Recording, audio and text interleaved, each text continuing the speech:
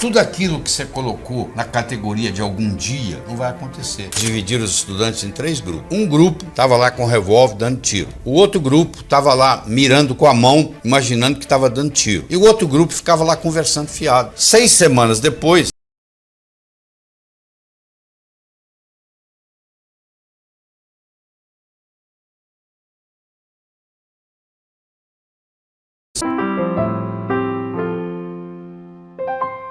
o Einstein dizia que numa briga entre imaginação e conhecimento, a imaginação sempre ganha. Então o que é imaginar? É visualizar. É o chamado crer para ver. São Tomé dizia, eu preciso ver para crer. Eu acho que São Tomé estava enganado, porque na realidade você tem que crer para ver. Se o John Kennedy não acreditasse que numa década ele poderia colocar o homem na Lua, o homem não teria pisado na Lua. Se você for esperar alguém pisar na Lua para você acreditar que é possível pisar na Lua, não vai ser você que vai chegar lá. Então você tem que passar a crer para ver. Então, quando eu me mudei para os Estados Unidos, a minha crença era de que em pelo menos 2 anos eu ia começar a dar aula para americanos de cardiologia. 8 meses que eu estava lá, eu fiz a minha primeira apresentação em Washington, D.C., no Distrito de Colômbia, para mais de 400 cardiologistas, entendeu? E eu acreditava naquilo, eu estava trabalhando para aquilo. E não levaram 2 anos. Em 8 meses eu estava fazendo isso. Agora, se eu falasse assim, eu não acredito que isso vai acontecer, isso nunca teria acontecido, você entendeu? Então, essa história de crer para ver parece um jogo de palavras, mas não é não. Você que está investindo. O que você está segurando? Você fala, não acredito, isso é impossível. Impossível alguma coisa que ninguém faz, até que alguém faça, entendeu? Se fosse assim, todos os recordes foram batidos. A princípio seriam impossíveis, né? E aí vem alguém e bate o recorde, né? E aí vem outro e bate aquele recorde, porque acredita que vai acontecer. Henry Ford dizia, se você pensa que pode, ou se você pensa que não pode, qualquer jeito você está certo. Se você pensa que pode, você vai trabalhar para fazer. Se você pensa que não pode, você vai chutar o pau da barraca. Não interessa. Você falar que pode, falar que não pode, do jeito que você pensar, você está certo. Uma crença, uma vez estabelecida, tem como função única e exclusiva se perpetuar. Olha que forte é isso. Se você achar que uma rajada de vento te gripa, eu fico imaginando o cara que mora lá no deserto, está no oásis, com as rajadas de vento 24 horas por dia, ia viver gripado. Mas lá ele não tem essa crença, porque lá não dá para ter essa crença, ele não viveria.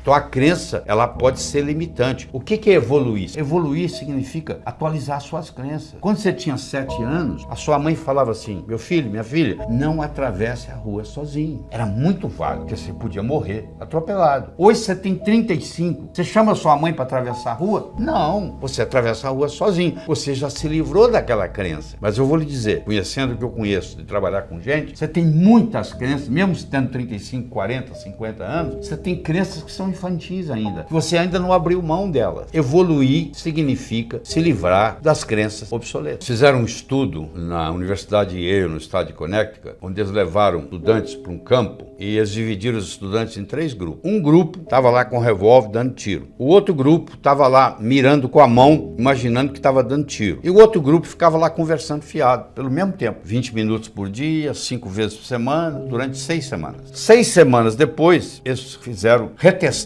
para ver quanto que eles tinham evoluído. Aqueles que usaram o revólver melhoraram 83%. Aqueles que usaram o dedo melhoraram 82%. E aqueles que ficaram lá conversando não melhoraram nada. Mostrando que o revólver era apenas um instrumento para manter a sua mente fixa. Você não precisaria do revólver, teoricamente. Você precisaria da imaginação. Pôr a imaginação para funcionar. Você entendeu? Mas isso não se aplica só lá. Aplica em tudo na vida. Você vai fazer vestibular, tem que imaginar que você está lá fazendo a prova e indo bem. Porque senão, se você não fizer isso, você chega lá no dia, se amarela. Quantas pessoas não passam no vestibular porque deu nervoso na hora? O emocional é muito importante. Você quer ver? Eu vou provar para você isso aqui. Olha, eu vou pegar uma tábua de 40 centímetros de largura, de 12 metros de comprimento. Vou colocar ela num galpão, no chão, e vou pedir você que está aí nos assistindo para caminhar na tábua de uma extremidade para outra. Grandes coisas. A tábua está lá no chão, ela tem 40 centímetros, cabe bem o seu pé, 40 centímetros de largura. Você anda na tábua para lá, para cá, para lá, para cá. Eu vou pegar essa tábua, vou colocar entre 2 postes de 15 metros de altura e vou pedir você para ir de um lado para o outro. É a mesma tábua, tem a mesma largura, 40 centímetros, tem o mesmo comprimento, 12 metros. O que aconteceu agora? Você não andou nela lá no chão? Então, capacidade física para andar na tábua você tem, porque você andou lá no chão. Mas na hora que ela sobe, o que acontece? Entra um componente emocional. Ih, eu vou escorregar, ih, eu vou cair, ih, eu vou machucar.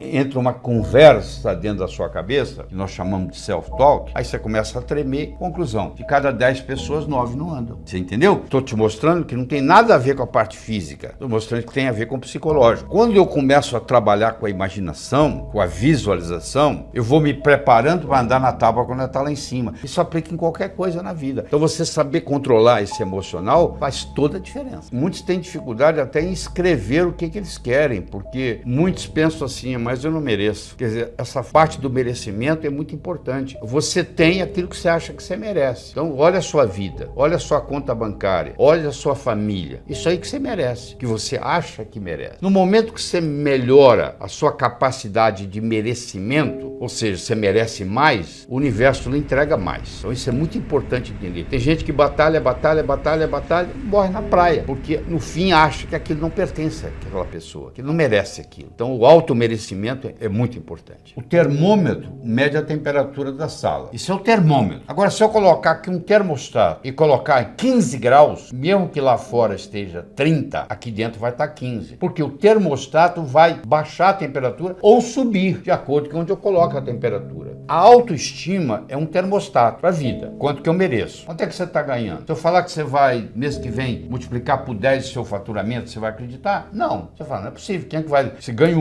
mês que vem eu vou ganhar 10? Eu sei, mas por que você está ganhando 1 e o seu amigo está ganhando 4? Fazendo a mesma coisa. Com o mesmo talento. Pode ser que ele tenha um marketing melhor do que o seu. Pode. Mas pode ser também que ele tenha um termostato de autoestima melhor do que o seu. Então, o que você merece é o que você tem. O merecimento que você acha que você vale está expresso aí na sua conta bancária, no carro que você dirige, casa que você mora, família que você tem. Está aí, ó. É só você olhar. Se você quiser mais, você tem que sentir merecedor demais. E para sentir merecedor demais, escuta, você tem que subir a sua autoestima. Eu tenho uma boa notícia para você. Ótima. Ela não é feita de cimento, ela não é feita de aço. A autoestima, ela é feita de linguagem. Do mesmo modo que ela foi construída linguisticamente, ela pode ser reconstruída linguisticamente. Oh, que beleza, que alívio, hein? Quer dizer, qualquer pessoa, em qualquer momento, não interessa a idade, não interessa a situação, pode melhorar. É uma questão, só que isso aí não tem jeito de você delegar. Aí eu vou pagar alguém para fazer isso para mim. Isso não existe. Você vai ter que evoluir. O sucesso está aí dentro, ele tem que sair. Daí você tem que fazer isso ser externado. Nós fizemos um estudo, estudando profundamente o que Napoleão Hill levantou e etc. E eu cheguei à conclusão que, do mesmo modo que você não faz um bolo só com farinha, nem só com manteiga, nem só com ovos, cada um desses ingredientes é necessário, porém não suficiente. E eu criei o que eu chamo o bolo do sucesso, onde eu escolhi 6 ingredientes. O primeiro é você ter uma boa autoestima. A segunda é a sua capacidade de se comunicar, que é fundamental, principalmente no mundo de hoje, onde a comunicação é talvez o mais importante de tudo o sucesso. Terceiro é a sua capacidade de estabelecer objetivos, criar estratégia, criar táticas para colocar aqueles objetivos e implementá-los. A sua atitude determina a sua altitude na vida, a sua dedicação ao trabalho e a sua ambição saudável. Então são 6 elementos. Ó. É a boa autoestima, boa comunicação, saber estabelecer metas, ter uma atitude positiva, dedicação ao trabalho de uma forma inteligente e hoje melhor do que ontem, amanhã melhor do que hoje. O japonês chama de Kaizen, que é melhora contínua. A palavra Kaizen, no Japão, 1945, Hiroshima, Nagasaki, 40% do Japão destruído. Com essa simples filosofia de uma palavra, que é K-A-I-N-Z-E-N, Kaizen, que é melhora contínua, o Japão saiu de lá e hoje ele é o terceiro país mais desenvolvido do mundo. Então, ou seja, está lá no pódio. Saiu de 40% destruído, muito complicado, mas, no entanto, com a filosofia Kaizen, que é melhora contínua, que eu recomendo você adotar isso, eu adotei isso na minha vida. Hoje é melhor do que ontem, amanhã é melhor do que hoje. E aí você junta esses 6 ingredientes com uma pitadinha do que eu chamo a diferença entre o profissional e o amador. O que difere o profissional do amador? Paciência e persistência. Porque o amador, se não der certo, ele chuta o pau da barraca. O profissional sabe que o amanhecer só vem depois da noite ter passado. Roma não foi construída em um dia. Então tem que ser de grão em grão a galinha enche o papo. Então tem que ser aos pouquinhos para chegar lá. Então eu coloco esses 6 ingredientes com paciência e persistência e o resultado só pode ser um: obter aquilo que você quer. A Terra gira em torno do Sol mais de 1.500 km por hora. Em torno dela mesma. Rotação. Mais de 1.500 km por hora. Ela gira em torno do Sol Sol mais de 100 mil quilômetros por hora. E ela gira em torno da galáxia como um todo a mais de 770 mil quilômetros por hora. Então, se você somar isso tudo, dá 871 mil quilômetros por hora. E você tem a sensação que você está parado. Você acha que a Terra é plana, você acha que a Terra gira em torno do Sol, que o Sol gira em torno da Terra, que ele nasce no oeste, morre no oeste. Então, os órgãos do sentido nos enganam muito. Mas não é só isso, não. Quando você percebe a realidade, ela tem que passar por um sistema de filtragem sua. Então, quando ela chega até você, lá no seu íntimo, que você interpreta ela já não é a realidade lá de fora, é a sua realidade. Você não vê a coisa como ela é, você vê a coisa como você é, entendeu? Não tem jeito de você ver a coisa como a coisa é, você vê como você é, porque passa pela sua filtragem. Ainda mais se você tiver uma repressão, uma supressão emocional muito grande, e ela está reprimida, suprimida, e isso vem à tona na forma de eu projetar. Então eu tenho um problema, projeto esse problema no vizinho. Então qualquer atitude que o vizinho fizer, ele está errado, porque eu estou projetando a minha limitação nele. Então uma pessoa que é limitada, ela acha que todo mundo é ignorante, ela acha que todo mundo não sabe, ela critica todo mundo. E na realidade, no fundo, essa pessoa que está criticando todo mundo, ele no fundo, ou ela no fundo, é porque ele está com a autoestima baixa, entendeu? Então sente a necessidade de ficar criticando os outros. Tudo aquilo que você foca aumenta. Se você focar no problema, o problema aumenta. Se você focar na solução do problema, a solução do problema aumenta. Onde é que você vai colocar seu foco? Eu chego para você e falo assim, você tem algum problema? Você fala não. Ah, não, você deve ter algum probleminha. Aí você começa a procurar. Daqui um pouquinho, eu tenho um primo assim.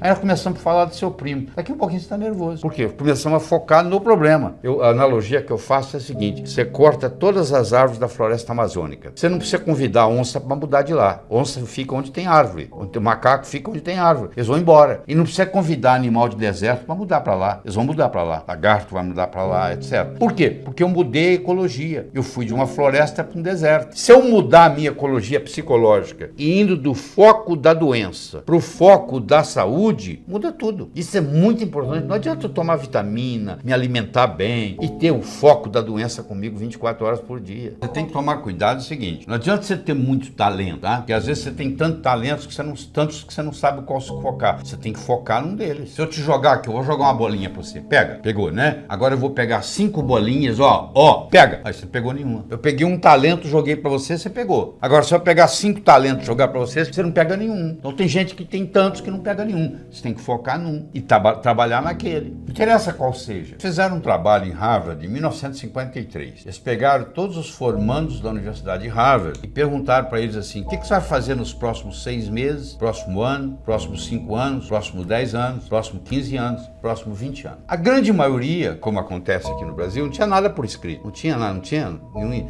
Não sei, eu vou ver o que vai acontecer. Eu vou deixar a vida me levar, né? Mas 3% daqueles estudantes, eles tinham por escrito o que eles iam fazer com 6 meses, com 1 ano, com 5, com 10, com 15, com 20 anos de formado. Em 1973, eles pegaram aqueles que ainda estavam vivos e fizeram uma avaliação. Então, aquele grupo que tinha por escrito era 3%. Valia mais do que os 97% junto em todos os aspectos. Então, eles viram se a inteligência era diferente? Não. O background familiar era diferente? Não. Tudo era igual. As notas que tirava na escola, a única diferença que fazia diferença é que eles tinham por escrito. Então, os nossos, por isso que a empresa multinacional, ela pega os objetivos do ano que vem e coloca até setembro por escrito. Tem que estar ali no papel. Aquilo tem que ser recordado com frequência. Você tem que colocar ali e você tem que datar. Como é que você transforma um sonho em uma meta? Você coloca uma data. Tudo aquilo que você colocou na categoria de algum dia não vai acontecer. O cérebro fala, tá bom, o dia que algum dia chegar, você vai no calendário, onde é que está algum dia? Não está lá. Não tem no calendário, não existe. Então você tem que colocar uma data. Eu vou emagrecer tantos quilos até a data tal. A chance de você emagrecer aumentou 20 vezes se você colocou a data. Porque ela deixou de ser um sonho e passou a ser uma meta.